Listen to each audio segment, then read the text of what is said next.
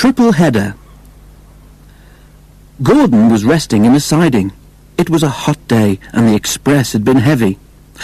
"I get so out of breath," he complained, "but nobody cares.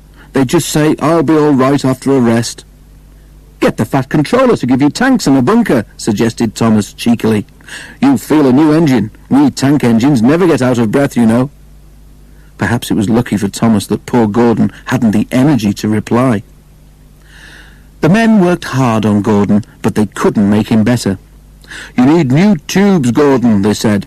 "You have to go to the works to have them fitted." While Gordon was being mended, Henry pulled the express. But one morning, just before Gordon was due back, Henry was ill too. "We've no spare engine except Thomas," the inspector told the Fat Controller, "but he can't pull the train on his own."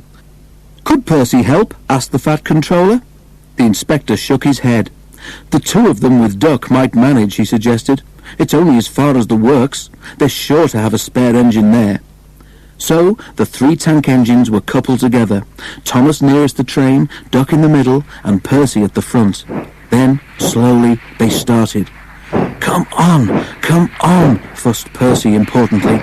We're doing it, puffed Duck. Pull harder, rumbled Thomas to the others. The heavy train drew out of the platform. The engines couldn't go as fast as Gordon, but the passengers didn't mind. They knew that Percy, Thomas and Duck were doing their best. Expresses are not like branch line trains. They don't stop at all the stations, and the engines don't have a chance to get their breath back.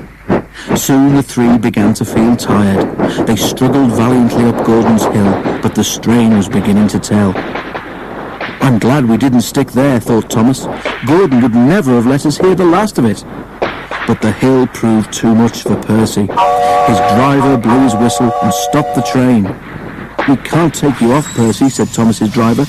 "Do the best you can to keep your brakes off. It's not far now." This made things harder for the other two, but they struggled gamely on, twin columns of steam shooting high into the air. We're nearly there, puffed Thomas and Duck together as they summoned a last brave effort. Poor Percy had no steam left to say anything. They were just passing the works when Duck found he could go no further. Thomas could not pull the heavy train on his own, and the cavalcade came to a standstill a few yards short of the station platform.